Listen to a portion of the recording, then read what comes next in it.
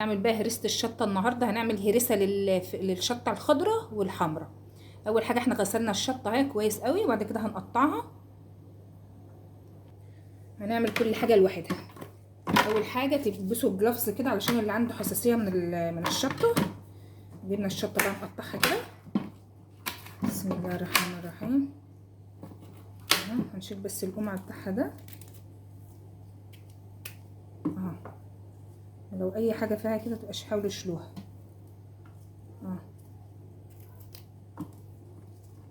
كده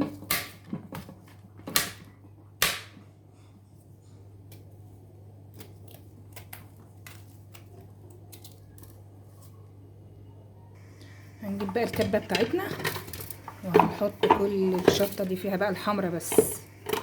اهو ماشي. هنحط ايه بعدها؟ هنجيب بقى 7 فصوص توم كده هنحطهم هنا. هنحط ملح معانا.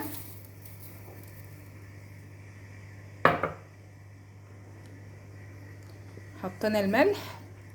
هنجيب بقى معلقه خل واحده صغيره، معلقه خل بس واحده. حاولي ما تكتريش عشان ما تعملش ايه معاكي، ما تنزلش ميه كتير. هنجيب برضو معلقه كمون ونضرب بقى كل ده.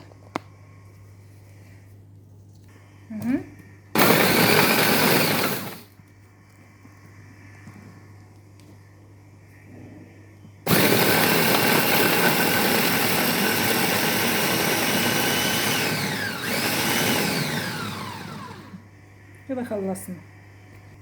هي كده الهريسه خلصت معانا اهي. هنحطها بقى ايه في برطمان. هي دي بقى ايه الهريسه اهي، وحطينا عليها زيت زيتون على الوش كده، وهنغطيها بالغطا وتتحط فين؟ في الفريزر. تنفع معاكي بقى في تتبيله السمك، في تتبيله البتنجان، في الكبده، في اي حاجه بتعوز اللي هي الشطه يعني.